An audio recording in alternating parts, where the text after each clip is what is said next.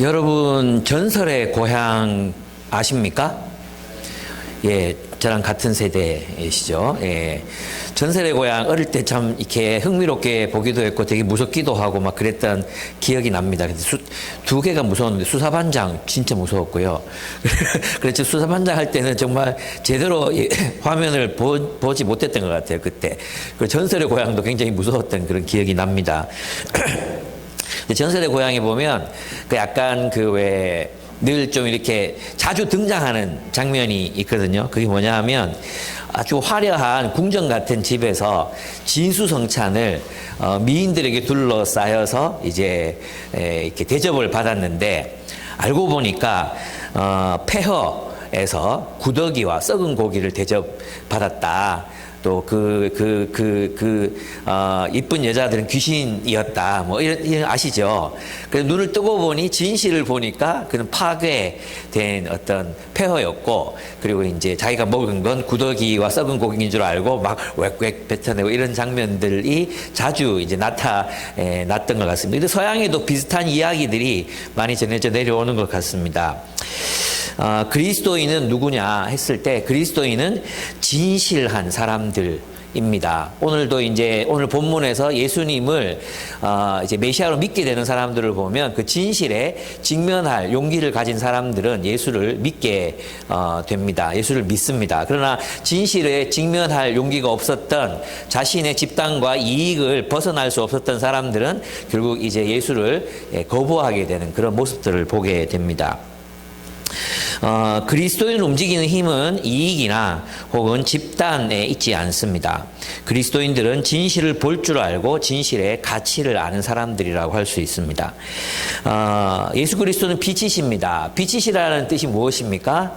진실하시다는 뜻입니다. 그리고 그 빛이신 예수를 우리가 영접하게 될 때 우리 그리스도인들을 동일하게 진실을 볼 줄 알고 진실을 선택할 줄 아는 사람들로 살아가게 된다는 걸 말하는 거죠. 그래서 그리스도인들은 폐허를 폐허라 말하고 구더기를 구더기라고 말하고 그리고 귀신들을 귀신들이라고 말하는 사람들입니다. 그러나 오늘날 우리가 살아가는 세상에서는 악인을 악인이라고 말하지 못하고 거짓을 거짓이라고 말하지 못하고 불행을 불행이라 말하지 못하게 하는 그런 세상 속에서 우리가 살아가고 있음을 봅니다. 특별히 진실의 보루가 되어야 될 한국 교회가 오히려 거짓과 그런 어떤 위선의 그런 근거지가 되고 있는 이런 모습들도 굉장히 부끄러운 일이라고 할 수 있겠습니다. 45절과 46절은 하나의 진실이 드러나는 드러난 진실, 이 진실이 드러나는 어떤 사건을 보여줍니다. 예수께서는 베다니에서 죽은 나사로를 다시 살리셨습니다. 그리고 그 일을 본 유대인들은 두 가지 반응을 나타냅니다. 첫 번째 반응은 이 사건을 통해서 예수님이 하나님이 보내신 메시아라는 사실을 인정하게 됩니다. 그들은 진실을 보고 그 진실이 의미하는 바가 무엇인지를 깨닫고 눈을 뜬 채 그 진실을 맞이하는 사람들이었습니다. 그래서 45절에 보면 마리아에게 왔다가 예수께서 하신 일을 본 유대 사람들 가운데서 많은 사람이 예수를 믿게 되었다 이렇게 말합니다. 이들은 누굽니까? 진실을 볼 줄 아는 진실한 눈을 가진 사람들이었다고 할 수 있습니다. 이들은 예수를 통해 일어난 일이 무엇을 의미하는지 예수가 누구이신지를 이 사건을 통해 생각했고 또 올바른 판단을 내렸습니다. 여기 앉아있는 여러분들도 동일한 판단을 하신 눈 밝은 분들이십니다. 근데 반대 부류의 사람들이 있었습니다. 그들은 바리새파 사람들에게 가서 예전에 38년 된 병자가 병이 낫고 나서 어디로 갔죠? 유대인들에게로 가서 고발하는 장면이 나오잖아요. 그것과 똑같이 예수가 하신 일을 고발하는 이들이 있었습니다. 이들이 바리새파 사람들에게 이 사건을 알린 이유는 보니까 진짜 예수가 메시아 맞더라고요. 이 말을 하려고 하는 게 아니라 대책이 필요합니다. 예수가 죽은 사람까지 살렸습니다.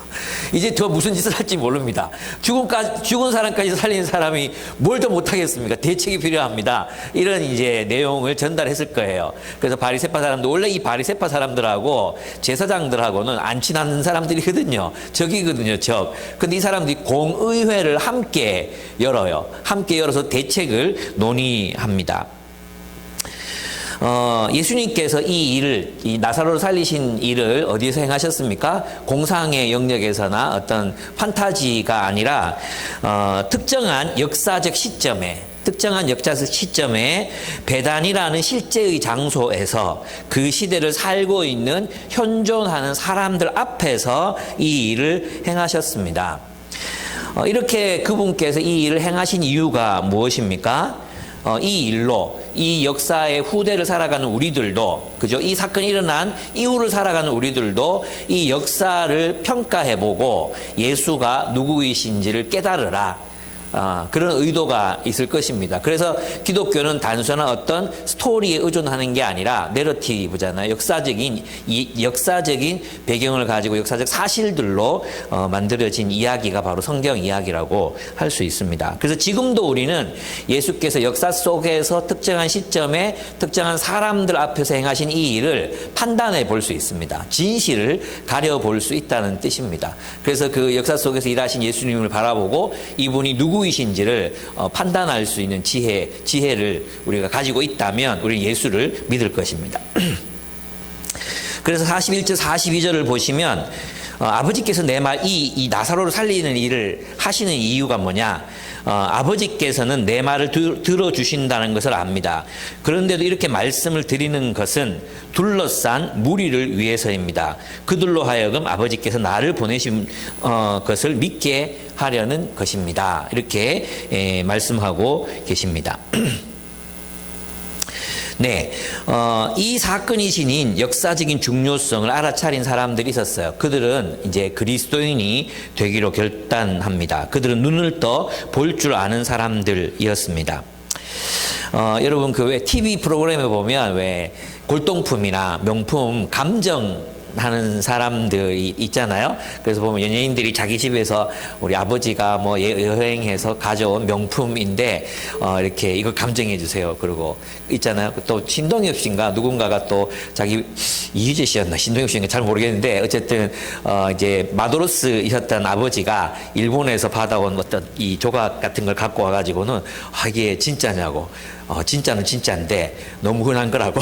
그래서 값어치가 안 나간다고 해서 다들 막 경악하고. 근데 어떤 분이 이제 뭐 덤으로 끼워준 게 있었는데 어디 이제 플리마켓에 갔다가 덤으로 끼워준 게 있었는데 알고 보니 이게 진짜였다고. 뭐 이런 일들이 이제 우리를 되게 즐겁게 할 때가 있습니다. 우리는 언제 통쾌합니까? 진짜인 줄 알았는데 가짜다 이럴 때 너 이게 가짜네 이러면서 이제 우리가 행복해하는 남의 불행을 이렇게 행복해하는 그런 이제 일들도 이제 있게 됩니다. 그렇습니다. 그리스도인은 예수님께서 나사로를 살리신 이 사건이 어떤 가치를 지닌 사건인가를 알아보았습니다. 그리스도인은 하나님 나라의 가치를 알아보는 사람들이라고 할 수 있습니다. 천국은 밭에 숨겨진 보물과 같다고 주님이 말씀하셨습니다. 그리고 그 보물을 발견한 사람은 어떻게 한다 그랬어요? 자기 소유를 다 팔아 그 보물을 산다. 그 밭을 산다고 했어요. 천국은 지극히 값진 진주 하나를 만난 상인과 같다 했어요. 그죠? 그 진주를 만난 상인은 자기가 가지고 있는 모든 걸 다 팔아서 그 진주를 산다고 했습니다. 그리스도인은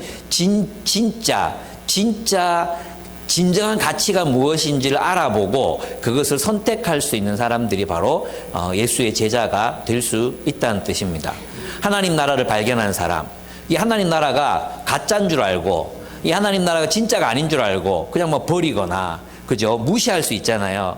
그런데 그리스도인들은 이 삶이야말로 이 메시아 대신 예수께서 가지고 오신 이 하나님 나라의 삶이야말로 참으로 가치 있다는, 보배롭다는 것을 깨달아 압니다. 그리고 그것을 자신의 모든 것을 들여서 선택하고 값으로 매길 수 없는 그 삶을 사는 사람, 이 바로 그리스도인들이라는 것입니다. 그렇습니다. 우리는 예수께서 일으키신 이 표적으로 몇 가지 사실을 확인할 수 있습니다. 예수께서 나사로를 살리셨어요. 그것은 무엇을 의미합니까? 이때 예수님이 나사로를 살리신 방식을 보면 우리 비대면으로 그냥 낫게 하시기도 하고 직접 낫게 하시기도 하셨잖아요. 근데 여기서는 굉장히 중요한 게 뭐냐 하면 기도를 통해서 나사로를 살리세요. 왜 그렇게 하셨을까요?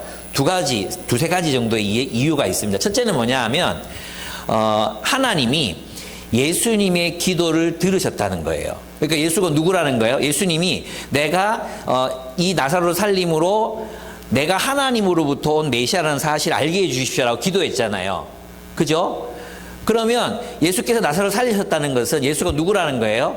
메시아라는 거예요. 왕이라는 거예요. 왕. 맞죠? 두 번째 정말 이거 굉장히 중요한 일인데 이게 뭐냐 하면 예수의 기도를 들으신 그 신, 예수의 기도를 들으신 그 신, 그 하나님이 진짜 하나님이라는 거예요. 다시 말하면 성경의 하나님을 어떻게 하나님으로 알 수 있느냐 많은 질문하잖아요. 우리 한국 사람들한테 물어보면 대다수 사람들이 신의 존재를 인정해요. 신의 존재를 완전히 부정하는 사람 많이 없어요. 신은 존재해. 근데 성경의 그 하나님이 그 하나님인 줄은 모르겠다는 거예요. 그런데 예수의 기도를 들으시고 진짜 죽은 사람을 살려버렸어. 그러면 그 나사로를 살리신 존재가 누구라는 거예요? 하나님이시라는 거죠. 예수의 기도를 들으시고 응답하신 그 하나님이 진짜 하나님, 성경의 하나님이 진짜 하나님이시다. 이걸 보여준 거예요. 세 번째는 뭐냐 하면 예수가 메시아라면 하나님이 성경을 통해 약속하신 하나님의 나라가 천국이 우리들에게 주어질 거라는 것. 그 천국이 완성될 거라는 것. 천국이 이 땅에 세워질 거라는 것을 우리는 확신할 수 있다는 것입니다. 그러니까 예수를 믿음으로 나사로를 살리신 예수를 보고 예수를 믿었다는 것은 이 모든 사실들을 믿음으로 받아들이는 걸 말해요. 그냥 단순히 예수를 부분적으로 내 죄를 용서하시는 분으로만 받아들이는 것이 아니라, 믿는 것이 아니라 예수를 메시아이시요 예수가 믿는 하나님이 성경의 하나님이 진정한 하나님이시고 그 하나님께서 이 땅에 하나님의 나라를 세우시기 위해서 예수 메시아를 세상에 보내셨다는 것을 믿는 믿음. 그러므로 우리도 예수와 함께 예수를 따라 이 땅에 하나님의 나라를 세우기 위해서 살아야 된다는 그 헌신까지 다 포함하는 것이 예수를 믿으니라 들어가는 모든 이야기들이라고 할 수 있습니다. 근데 우리들의 믿음은 보면 되게 파편적이에요. 예수를 믿는다고 했을 때 어떤 분들은 예수의 존재를 믿는 것, 예수가 역사 속에 있었다는 걸 믿는 믿음으로 자기 믿음이 있다고 생각하는 사람들이 많거든요. 심지어는 이것도 생각 안 해. 이것도 생각 안 하고 하나님이 존재한다는 걸 믿는 거. 이거는 모든 어떻게 생각하면 이교도들도 이미 믿고 있는 내용들이거든요. 그죠? 근데 그 믿음으로 사람들은 자기가 구원을 얻을 수 있다고 생각해요. 그렇지 않아요. 성경이 예수를 믿었다 했을 때는 이 모든 내용들이 다 포함된다는 걸 말하는 것입니다. 그 가치를 알아보고, 나사로를 살렸어? 그럼 예수가 메시아네? 그럼 하나님이 구약 성경에 약속하신 그 하나님의 나라가 이 예수를 통해서 이루어지는 거네? 그 모든 걸 다 받아들이고 나도 예수를 따라 이 땅에 하나님 나라를 위해서 갈 것이다 라는 결단까지를 다 포함하는 것을 믿음이라고 이렇게 이야기할 수 있다는 것입니다. 그렇습니다. 바울은 이제 이 대표적인 사람이 누굽니까? 바울이었습니다. 바울은 부활하신 예수님을 만난 후에 그의 삶이 완전히 변합니다. 그리고 어떻게 살아갑니까? 예수를 따라 예수가 사신 것처럼 살아갑니다. 어제 예비리도 훈련이 있었는데 우리 예수를 따른다 이러면은 예수님의 성품을 따른다, 예수님의 성품을 배우고 싶다 이것만 생각하는 사람들이 많아요. 그죠? 근데 예수를 따른다는 것은 예수님이 하신 모든 일을 따르는 거잖아요. 예수님이 이 땅에 오셔서 가장 많은 시간을 보내셨던 게 무엇이었습니까? 오늘 본문에도 나와요. 제자들과 함께 하는 거였어요. 제자들과 함께하고 제자들의 공동체를 하나님 나라로 세우고 복음을 전하고 예수님의 사역, 그죠? 그리고 우리가 예수를 따른다는 말은 예수의 사역에 동참한다는 걸 의미한다는 것입니다. 근데 우리는 예수의 제자가 된다는 걸 단순히 어떤 예수님의 가르침, 마치 공자의 제자처럼 그 가르침을 배우는 것만으로 생각하는데 그것은 예수님의 제자가 된다는 것을 의미를 이제 약간은 편협하게 이해하고 있는 입장이라고 할 수 있습니다. 그렇습니다. 여러분 어떻습니까? 여러분 역사 속에서 특정한 시점에서 죽은 나사로를 예수님이 살리셨다는 것을 믿으십니까? 믿으십니까? 예, 믿으면 아멘 이제 좀 아멘 좀 해봐라. 믿으면 아멘 하세요. 아멘 하십니까? 예, 여러분 예수님께서 죽음을 이기고 부활하셨다는 것을 믿으십니까? 아멘. 예, 예수의 기도를 들으시고 나사로를 다시 살리신 하나님이 살아 계시다는 것을 믿으십니까? 아멘. 하나님께서 예수와 교회를 통해 사랑과 정의의 하나님의 나라를 세우고 계시다는 것을 믿으십니까? 예, 아멘. 언젠가 그날이 오면 사자와 어린 양이 함께 뛰노는 정의가 강물같이 흐르고 평화가 넘실거리는 그런 새로운 세상을 하나님께서 완성시키시리라는 것을 믿으십니까? 아멘. 그 하나님이 여러분을 사랑하신다는 것을 믿으십니까? 아멘. 예. 이걸 믿는다면 우리가 뭐가 두렵겠습니까? 그 하나님이 나를 사랑하신다는데, 그 약속을 이루시고 역사하시고 섭리하시고 일하신 그 하나님이 나를 사랑하신다는데 무엇이 두렵고 무엇이 불안합니까? 무엇을 두려워하십니까? 무엇을 그렇게 불안해하면서 살고 계십니까? 주님을 신뢰하십시오. 예수를 믿으신다면 그분께서 여러분의 인생의 최선의 것들로 지금 여기에서 채워주고 계시다는 사실을 믿으시기 바랍니다. 그렇습니다. 그런데 진실을 외면하는 사람들의 모습이 48절에서 50절에 나타납니다. 진실을 외면하는 사람들. 예수가 나사로를 다시 살렸다는 이야기는 바리새파 지도자들과 대제사장들에게 즉각 전달되었습니다. 그들은 이 원수 같았던 이 집단들이 서로 모여서 공의회를 소집합니다. 회의를 합니다. 회의. 예, 이 예수를 어떻게 할 것인가 회의를 합니다. 47절 하반절을 보면 이 사람이 표징을 많이 행하고 있으니 어떻게 하면 좋겠습니까? 어떻게 하면 좋겠습니까? 믿으면 되죠. 그죠? 자기들 입으로 표징이라고 말하잖아요. 자기들 입으로. 그죠? 이 많은, 그것도 한계가 아니야. 이 많은 표징을 지금 점점 더 그 표징이 더 깊어지고 있어. 죽은 사람까지 막 살리고 있어. 어떻게 하면 좋겠습니까? 어떻게 하면 좋겠어요? 진실을 볼 줄 아는 사람들이라면, 눈 뜬 사람이라면, 메시아 맞네. 믿자. 이래 돼야 되잖아요. 그죠? 안 믿습니다. 야, 이게 참 인간의 비극입니다.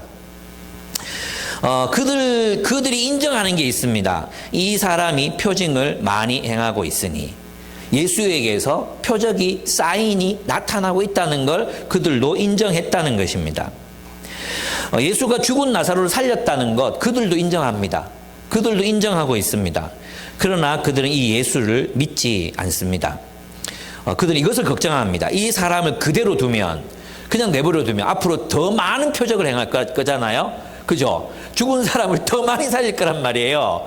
그러면 이제 큰일 나는 거죠. 어떤 큰일이 납니까? 그렇게 되면 모두 그를 믿게 될 것이요. 그렇게 되면 로마 사람들이 와서 우리의 땅과 민족을 약탈할 것입니다. 예. 언뜻 보면 애국주의자들 같아요. 민족주의자들 같아요. 근데 그 뒤에 본심이 나오거든요. 그 본심이 뭐냐 하면 이런 것입니다. 먼저 이제 그 앞부분을 먼저 좀 해석을 해보면 예수를 그대로 두면 사람들 모두가 그를 믿게 될 것이라는 것입니다. 그걸 그들이 알았습니다. 근데 그들이 예수를 거부한 이유가 뭐냐 하면 그렇게 되면 예수는 자신을 따르는 사람들과 함께 마카비가 일으켰던 그런 혁명을 일으킬 것이고, 그러면 로마 사람들이 다 쳐들어와서 우리를 다 죽일 것이고, 지배 권력 구조가 이제 바뀌겠죠. 그죠? 우리를 다 죽일 것이고 민족을 약탈하게 될 것이라고 흥분합니다. 근데 진짜 동기가 그 뒤에 밝혀집니다. 50절을 봅니다. 여기 이제 대제사장 가야바가 이렇게 말합니다. 당신들은 아무것도 모르고 한 사람이 백성을 위해서 죽어서 민족 전체가 망하지 않는 것이 당신들에게 유익하다는 것을 생각하지 못하고 있어. 뭡니까? 이들의 동기는 진실이 아니라 진실을 밝히려는 데 관심이 없어요. 뭐에 관심이 있습니까? 이익이에요. 이익, 프라핏, 이익. 유익하다는 것.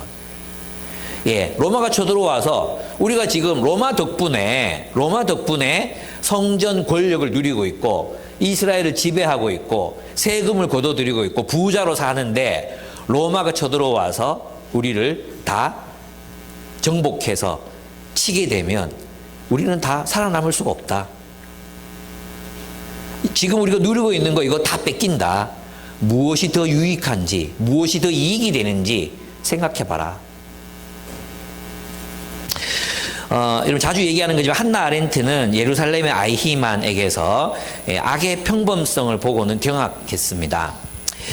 아이히만은 흔히 상상하는 악인의 모습이 아니었기 때문입니다. 우리는 이제 악인 그러면은 영화를 너무 많이 봐가지고 악인은 악역을 맡았던 진성규처럼 생겼을 거야. 그죠? 장첸처럼 생겼을 거야. 그리고 눈빛만 봐서 나쁜 놈 맞네. 이런 티가 나잖아요. 근데 한나 아렌트도 그런 걸 기대하고 법정으로 갔어요. 근데 걸어 나오는 그 아이히만의 모습이 너무나 깔끔하고 너무나 성실하고 책임감 있고 게다가 자녀들을 그렇게 끔찍이도 아끼는 사랑스러운 존경받는 아버지라는 사실에 대해서 깜짝 놀랍니다. 경악합니다. 600만 명을 학살한 인물은 악의 화신이 아니라 평범한 이웃집 남자, 그것도 존경받고 사랑받는 지역사회의 일원이었던 것입니다.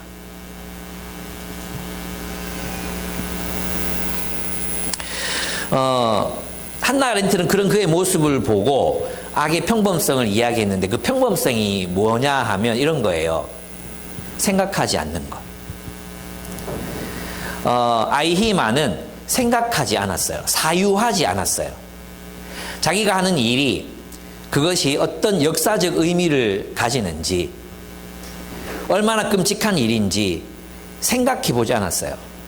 그리고 그가 반복적으로 했던 얘기가 뭔지 아십니까? 저는 제 소임을 다했을 뿐입니다 했어요. 나는 내게 맡겨진 일에 최선을 다했습니다.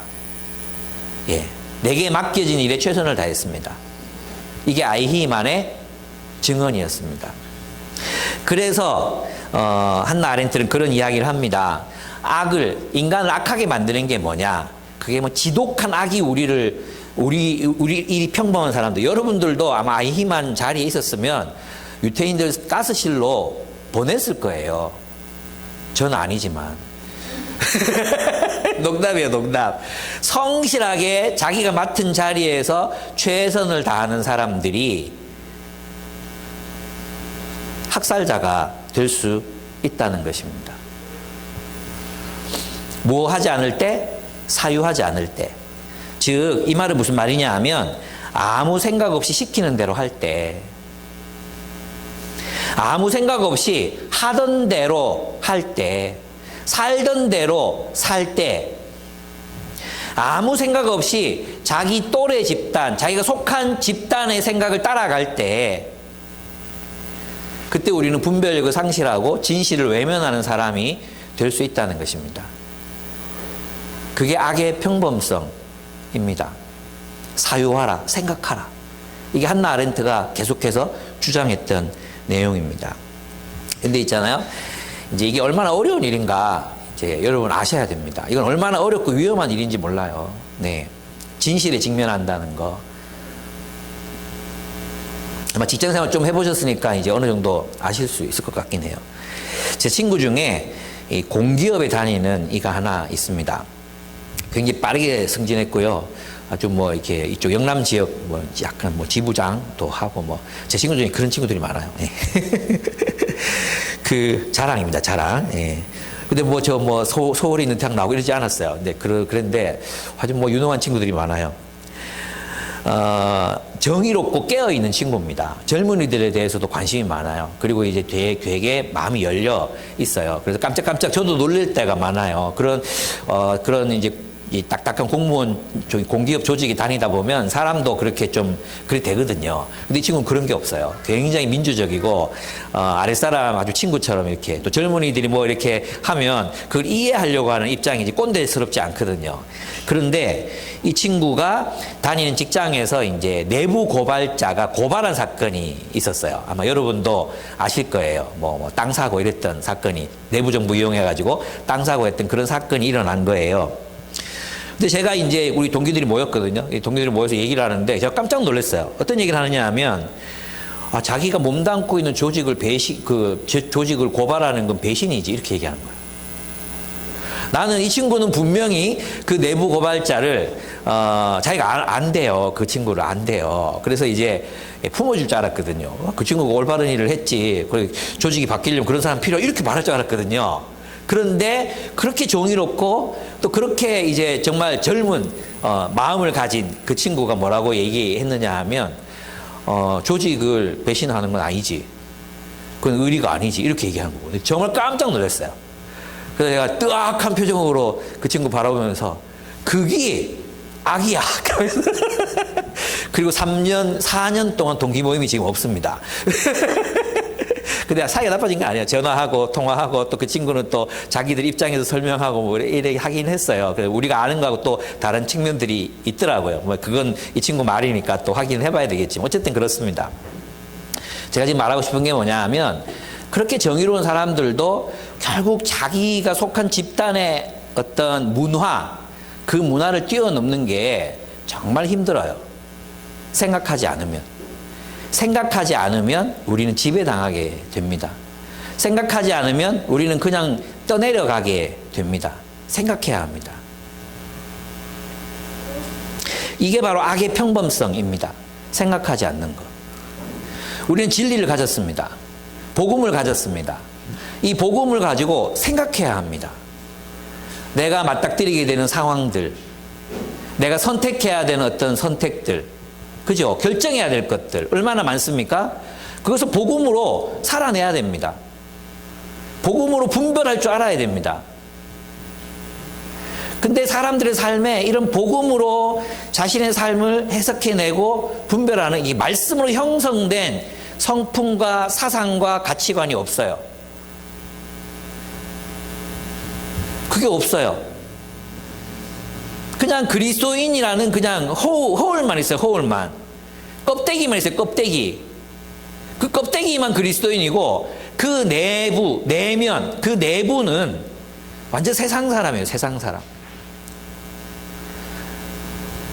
제가 깜짝 놀랐잖아요. 어떤 큰 교회 목사님, 세습한 교회 목사님이 돈으로 사람들을 사고 수많은 대학들의 이사장이 되고, 그 이사장이 돼서 그 자기 사람들 막 거기다 심고, 자기에게 반대하는 얘기만 하면 그날로 후원금이 끊기고, 그런 식으로 정치에서 사람들을 자기 사람으로 삼는 이런 사람들, 목사가 한둘이 아니에요, 여러분. 이게 왜 교회를 다니고 예수를 믿는데도 왜 예수의 가치관과 생각으로 우리의 내면이 바뀌지 않을까요? 왜 형성되지 않을까요? 말씀으로 우리의 인격과 삶이, 가치관이 형성되지 않을까요? 말씀을 사랑하지 않기 때문이에요. 말씀을 사랑해야 돼요. 그리고 말씀을 사랑하고 이 말씀으로 세상을 살아가기 위해서 말씀을 해석하고 적용하기, 순종하기 위해서 애를 써야 합니다. 이 부단한 노력이 없이는 결코 우리가 분별력을 가지고 살아갈 수 없어요. 우리는 사유하지 않는 인간이 될 수밖에 없어요. 사유하지 않으면 세상의 주류를 따라 살아갈 수밖에 없게 됩니다. 근데 어떤 사유여야 합니까? 어떤 사고여야 합니까? 말씀, 진리에 기반한 사고여야 한다는 거예요. 아니면 우리는 시대정신, 시대가 앞서 나간다고 말하는 그 시대정신, 히틀러 시대에 히틀러를 메시아라고 불렀던 사람들은 그 시대, 그 당대 지식인들이었지 무식한 사람들이 아니었어요. 무슨 말인지 이해됩니까? 말씀에 근거해서, 말씀을 따라서 내가 어떻게 살아갈 것인가를 끊임없이 사유하는 그리스도인들, 그들이 분별력을 가지고 진실에 직면할 힘을 가지게 되는 것입니다. 진실인지 아닌지 거짓인지도 모르는데 어떻게 진실을 선택할 수 있겠습니까? 그렇습니다. 근데 요한은 더 나아갑니다. 예수를 죽이려 하는 종교 권력자들은 생각 없는 사람들이 아니었다는 것입니다. 이게 저는 요한의 위대함이라고 생각해요. 이 성경의 위대함은, 그들은 생각했습니다. 그들이 주의 깊게 생각한 것이 무엇이었습니까? 자신의 이익이었습니다. 자신의 이익. 그 이익을 위해서 뭐합니까? 회의까지 하잖아요. 회의까지 엽니다. 그 이익을 지켜내기 위해서. 그렇죠. 아무 생각 없이 자신들에게 이익이 되는가를 깊이 생각하고 선택하는 것, 바로 그것이 예수를 죽였습니다. 예수를 죽여야 한다는 결론에 도달하게 만들었습니다. 무엇이요? 이익을 추구하는 인간의 모습. 이게 얼마나 인간의 자연스럽고 평범한 모습입니까? 내게 이익이 되는가로 결정하는 거. 내가 무슨 정당을 지지하고 안 지지하고 자기의 이익이 되는가 아닌가로 결정하는 거. 그죠? 어느 집단, 어느 당을 찍어야 내게 이익이 될 것인가로 결정하는 거. 이게 뭐라고요? 악의 평범성이라고. 바로 그런 선택들이 누구를 죽였다고요? 예수를 죽이는 거예요.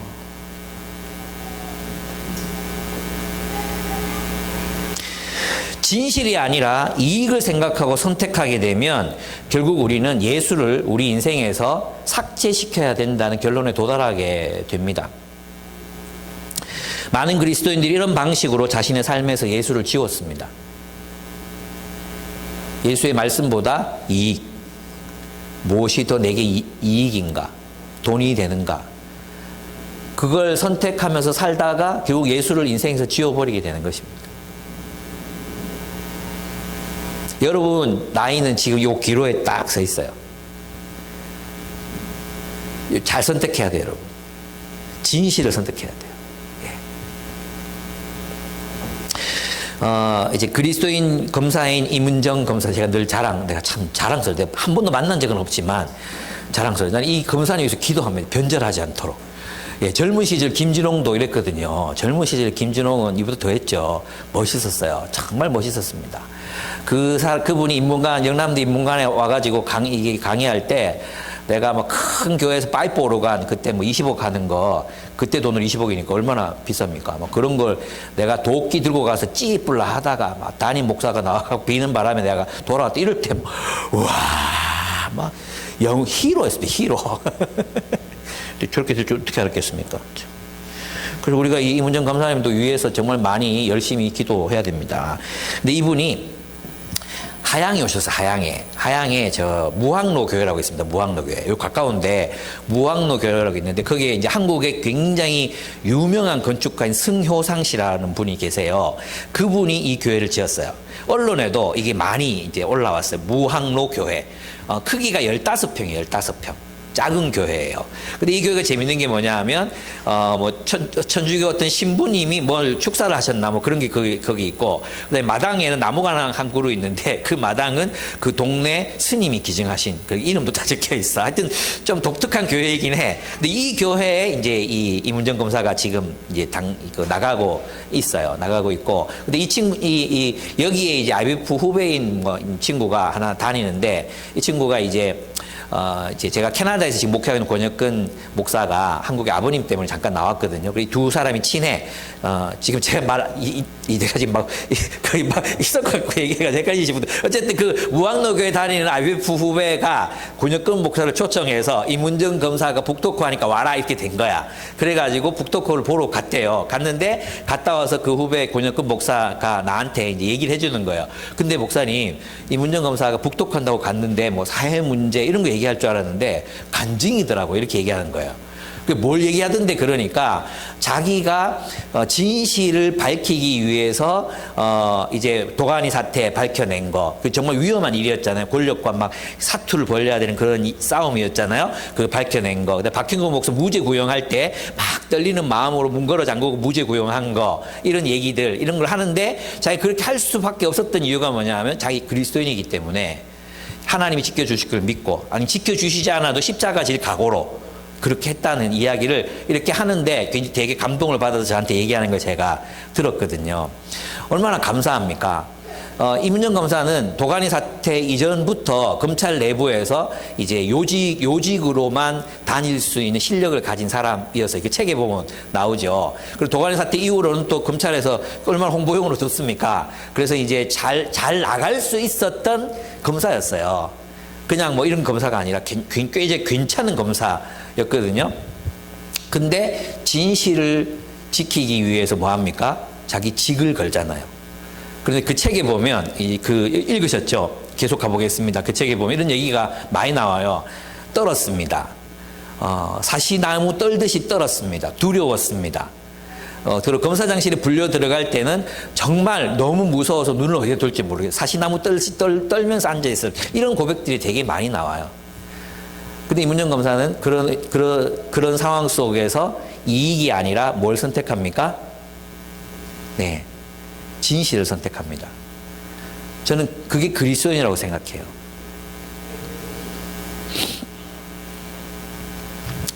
그렇습니다. 그리스도인은 진실이 무엇인지를 깊이 생각하고 결정하는 사람입니다. 무엇이 내게 유익한가? 이게 아니라 무엇이 진실인가로 결정하는 사람. 그들이 교회입니다. 오늘 한국 교회가 차별금지법, 그 다음에 뭐 동성애, 뭐 이렇게 막 반대하고 하잖아요. 대부분의 이유가 뭔지 사학 뭐 이렇게 사회 이사 뭐 하는 이 사학법 이런 거 많이 반대했잖아요. 그 이유가 뭡니까? 진실이 아니고 이익이에요, 이익. 사람들은 치장하죠. 치장해서 뭐 이게 막 성경 가정을 깨고 막 이렇게 얘기하지만 알고 보면 자신들이 이익과 다 연결돼 있어요. 그 이익을 보존하기 위해서 이번에 무슨 극단적인 짓까지 저질렀습니까? 이태원 참사로 희생자들이 그렇게 156명이나 났는데 그 일을 누가 했다고? 북한 공작이 일어나서 떠밀었다. 이게 정광훈이야, 이게. 이게 정광훈이에요. 그 정광훈의 말을 똑같이 복사해가지고 나르는 목사들이 있어요. 장로들이 있어요. 권사들이 있어요. 한국교회가 어디까지 갈지 모르겠어요. 예. 그리스도인은 진실을 말하는 사람이에요. 자신의 어떤 권력, 뭐 이런 것들을 유지하기 위해서 북한 공작원이 밀었다. 이 정권 지켜주려고? 이제는 옛날에는 거짓 선지자라고 내가 얘기했는데 지금은 마귀예요, 마귀. 다른 게 아니고 마귀 새끼, 마귀 새끼. 근데 뜻밖의 진실이 드러납니다. 51절에서 57절입니다. 가야바의 말은 예언이 되었습니다. 이 가야바가 뭐라고 말하느냐 하면 이 한 놈이 죽어가지고 우리가 다 살아야 되지 않겠냐 이 말을 했잖아요. 근데 이 말은 가야바가 52절 자기 생각으로 한 것이 아니라 그 해의 대제사장으로서 예수가 민족을 위하여 죽으실 것을 예언한 것이니 민족을 위할 뿐만 아니라 흩어져 있는 하나님의 자녀들을 모아서 하나가 되게 하기 위하여 죽으실 것을 예언하신 것이다 말씀하셨습니다. 이 말씀에서 우리가 깨달을 수 있는 게 뭡니까? 하나님이 섭리하고 계시다는 것입니다. 하나님이 섭리하고 계시다는 것. 여러분, 이걸 영화로 찍는다면 있잖아요. 예수님이 지금 자신이 정말 선한 일, 정의로운 일을 하시다가, 그죠? 하나님의 아들이심을 드러내시고 죽은 사람 살리고 이렇게 하시다가 어떻게 지금 하게 돼? 선한 사람이 악인들에게 매장당하게 돼 있잖아요. 지금 모든 사람들이 예수를 죽이려고 하고 있잖아요. 안타까운 일이 막 지금 일어나기 직전인 거예요. 예수는 당대의 종교 권력자들에 의해서 죽임을 당하는 듯이 보입니다. 그러나 사실은 하나님의 뜻대로 하나님의 목적을 이루기 위해서 죽임을 당하실 것이었습니다. 우리 인간의 눈으로 보면 예수께서 패배하시고 실패하시는 것처럼 보입니다. 승리하려면 예수가 권력을 잡고 바리새인들과 종교 권력자들을 몰아내고 그 자리에 왕이 되셔야 승리하는 거 아니겠습니까? 그렇잖아요?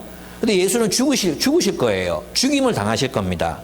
그런데 그것이 인간 악의 승리인 것처럼 악한 권력자들의 승리요, 불의의 승리요, 부패의 승리고 불공정의 승리인 것처럼 보이지만 하나님이 섭리하셔서 예수의 그 죽음이 모든 민족과 흩어져 있는 수많은 하나님의 자녀들을 불러 모아서 하나가 하나님의 나라를 세우시기 위한 죽음이 될 것이라는 것. 그런 죽음으로 예수의 죽음을 그렇게 만드실 거라는 것. 그건 뭡니까? 하나님의 섭리라는 것입니다. 섭리. 결국 죽은 나사로를 살리셨다는 그 진실이 보여주는 게 뭡니까? 그 드러난 진실, 그 진실에게 감추어져 있었던 진실이 뭡니까? 예수가 승리하신다는 진실입니다. 하나님이 승리하신다는 진실입니다. 하나님의 나라가 반드시 승리한다는 진실입니다. 이것을 이들이 감추고자 했던 그 진실에서 드러나고 있는 사실인 것입니다. 우리는 진실을 보지 못하고 예수를 죽이려고 혈안이 되어 있는 대제사장들을 보며 절망하게 됩니다. 인간의 눈으로 본 역사는 예수가 죽는다는 것은 곧 진실이 죽는다는 뜻이고 희망이 사라진다는 의미이며 선한 사람이 악한 사람들에게 패배한다는 뜻입니다. 요즘에 이제 나름 기독교 신앙을 가진 지성인들을 이렇게 만나면 공통적으로 하는 이야기가 있습니다. 아무 말도 하기 싫다는 겁니다. 옛날에는 그래도 이제 목사들 만나면 하도 막 가짜 뉴스 이런 거 얘기하잖아요. 그러면 말을 했다는 거예요. 싸우고 말하고 했다는 거예요. 페북에도 막 글을 올리고 막, 그래서 박근혜가 대통령 됐을 때도 막 글을 올리고 막 이렇게 했다는 거예요. 그런데 있잖아요. 지금 조용해요. 조용해요. 많은 사람들이 말을 많이 하지 않아요. 조용해요. 왜 그런지 아십니까? 말해도 안 바뀐다는 거예요. 말해도. 명성교회가 세습할 때까지만 해도 그때 기독교 세계관대학원에 최종원 교수님이 이렇게 페북에 글을 올리셨는데 그때만 해도 말할 게 있을 때 말할 게, 그래서 말하면 사람들이 듣고 바뀔 거라는 희망이 있었대요. 근데 지금 말하기 싫대요. 침묵하고 싶대 그냥. 이런 마음들이 주변에 있는 나름 이제 어떤 이제 복음주의 지성을 가진 분들이 다 동일하게 하는 말, 말하기 싫다는 거예요. 이야기는 사람한테 하는 건데. 이야기는 사람한테 하는 건데, 도무지 뭐 이야기를 못 알아듣는 존재들한테 뭐라고 말하냐. 이런 얘기예요. 예. 그래서 그들은 이제는 한국 사회와 교회를 향해 어떤 이야기를 해도 변화가 없을 것 같다는 생각에 글을 쓸 수도 없고 말을 할 수도 없다는 절망감을 토로합니다. 그러나 그리스도인은 어떤 사람들입니까? 나사로의 소생이 보여주는 것은 무엇입니까? 하나님은 살아계셔서 섭리하고 계시다는 겁니다. 예수의 죽음과 부활이 우리에게 보여주는 진실, 드러내주는 진실은 무엇입니까?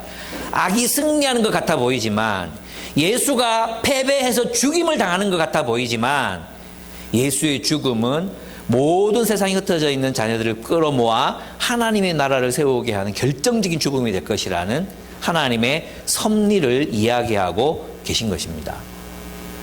그래서 우리는 절망할 수 없어요. 그래서 그리스도인들은, 예수를 믿는 그리스도인들은 절대 절망할 수 없어요. 아멘! 있잖아요. 제가 지난주인가 지지난주에 우리 한국 40대 목회자들에게 희망이 있을 것 같다라는 얘기를 했죠. 여러분 기억나십니까? 예, 40대 목사. 왜냐하면 지금 우리나라의 이제 한국 교회가 대부분 60대들이 이제 담임 목회를 하고 65일이 되면 은퇴를 한단 말이에요. 그러면은 40대들을, 지금 40대들이 은퇴할 때쯤 되면 몇 살 되면 50대가 넘어가거든요. 제 말 이해됩니까? 지금 40대들이 담임 목회를 할 수 있는 상황이 아니에요. 왜냐하면 60대랑 같이 늙어가기 때문에 40대를 세우면 어떻게 되냐, 여러 가지 문제들이 이제 생기는 거예요. 이른이 돼서 40대를 세울 수가 없잖아요. 그죠? 그래서 어디로 패싱하느냐 하면 20대, 30대로 막 패싱해서 부교육자들을 뽑아요. 그럼 40대는 어떤 부담을 느끼냐면 아직 자기 교회에 남아있는 담임 목사들은 나이가 아직 많이 들어야 돼. 같이 늙어가다 보면 50대 부목사가 되는 거예요. 50대 부목사가 되면 그 교회에 남아있을 수가 없어요. 맞죠? 그러면 결정을 해야 되고 40대들이 다른 데로 가서 담임을 해야 되는데 아직 50대, 60대가 다 살아있거든요. 들어갈 데가 없잖아요. 그래서 뭐합니까? 나와서 개척을 해요.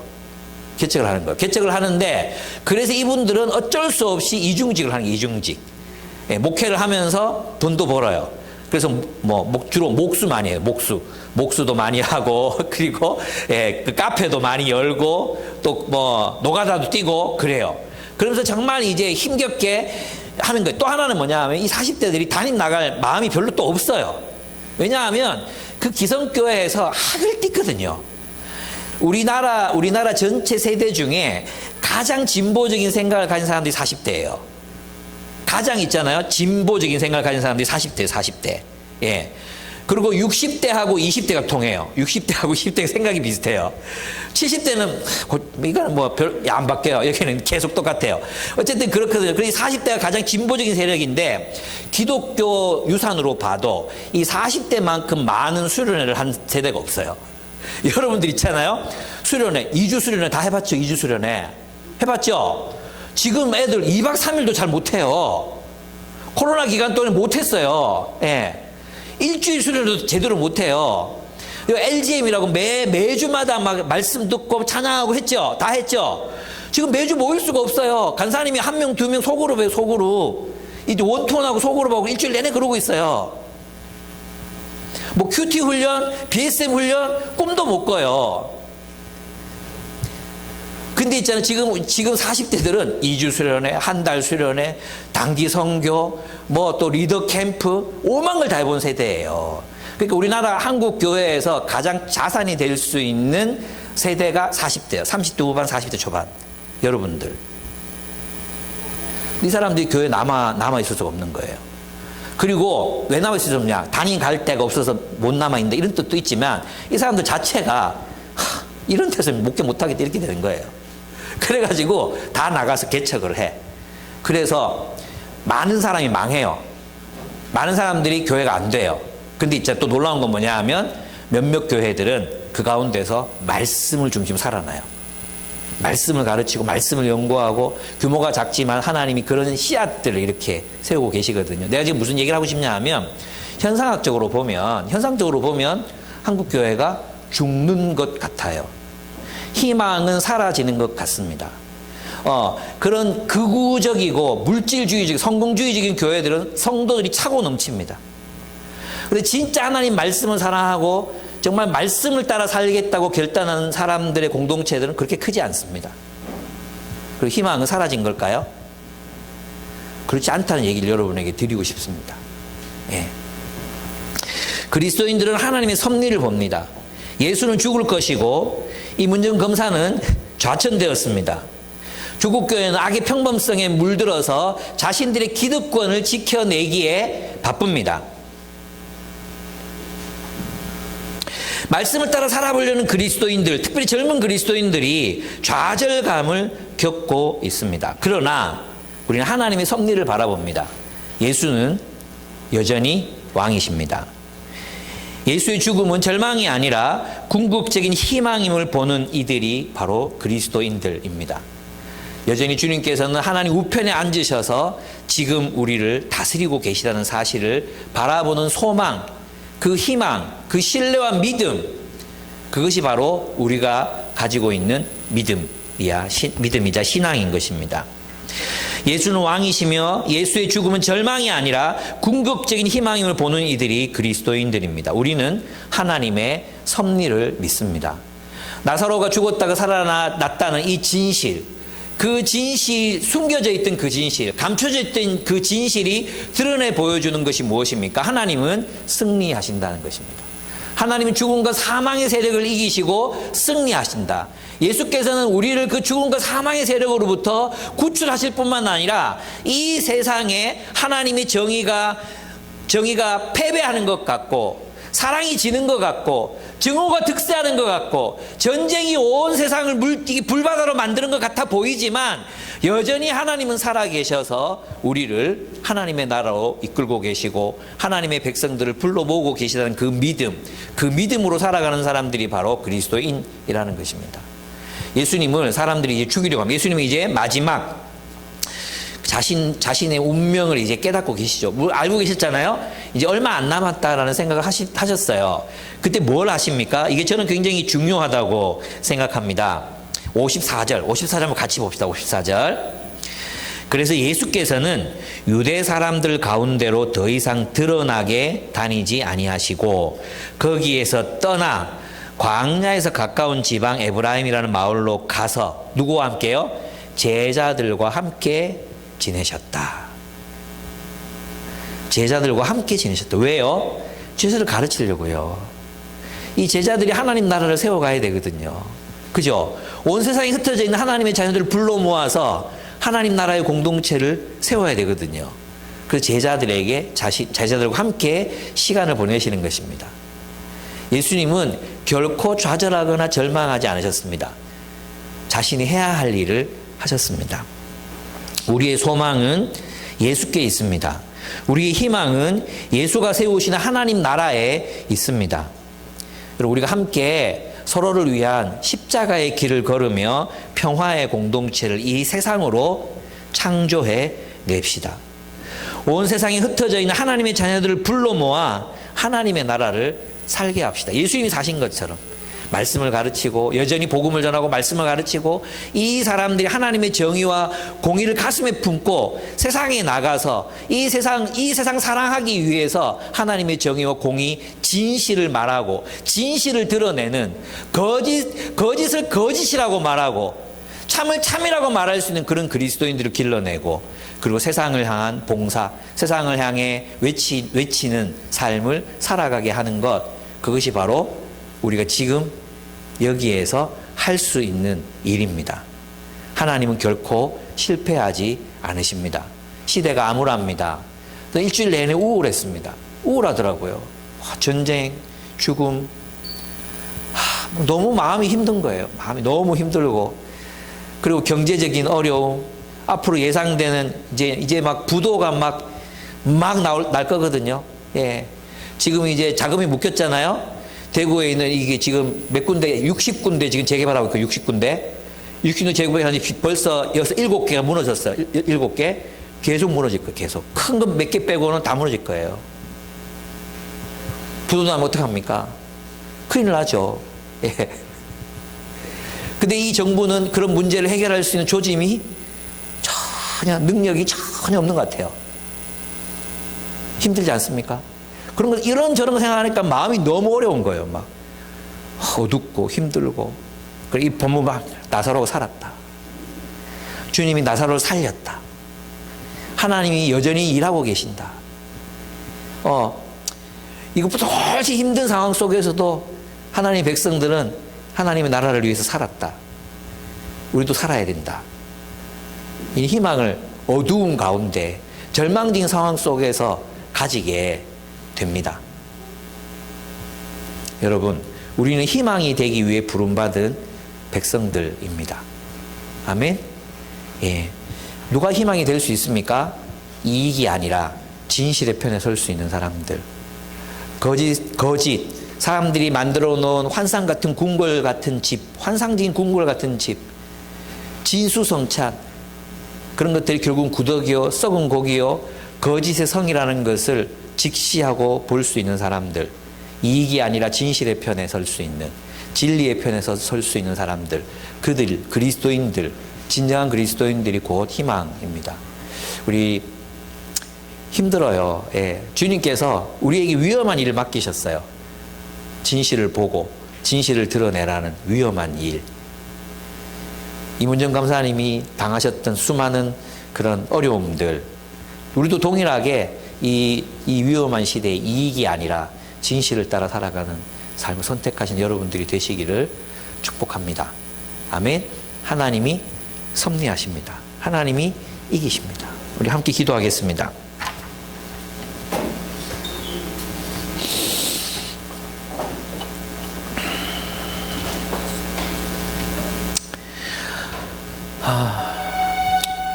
우리가 생각 없이 살면 그냥 내가 속한 집단이 요구하는 인생을 살게 됩니다.